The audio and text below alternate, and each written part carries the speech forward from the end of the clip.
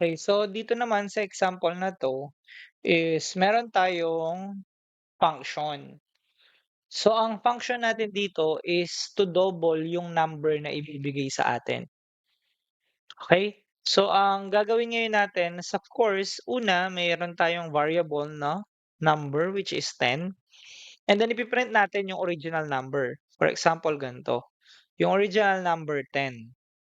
Okay, and then mapapansin niyo si double value, sino nga kasi 'to?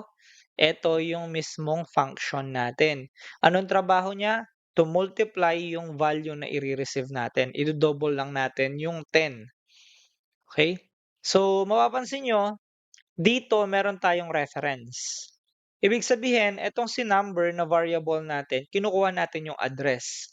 And yung address na yan pinapasa natin kay double value which is mapapasa ngayon dito sa ating number pointer or numptr. Mapapansin niyo meron siyang pointer. Bakit? Remember, kapag sinabi mong reference, kinukuha mo yung address ni variable. After mo kunin yung address ni variable, kunin mo yung value doon sa address na yon. So, eto ngayon yung ginagamit natin. So, ang pinakatrabaho ni double value is to multiply nga yung number na yon. Ngayon, after 'di ba, etong 10 na 'to. So, yung 10 na yan mapupunta siya dito. So, kukunin natin yung address, may papasa dito, makukuha ni ng yung 10. So, ngayon ang mangyayari yung 10 na yon ay naki-PTR na. Ngayon, ang mangyayari dito, si ng ay 10 muna.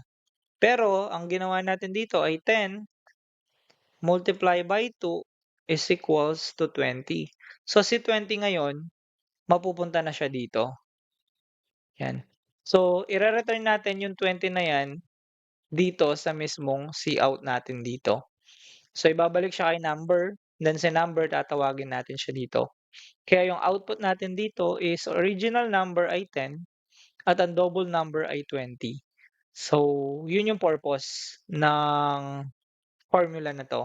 So, I hope you get yung point ng pointer and, reference. Remember, kapag reference kinukuha mo yung address ng variable. Kapag pointer kinukuha mo yung value doon sa address na yun.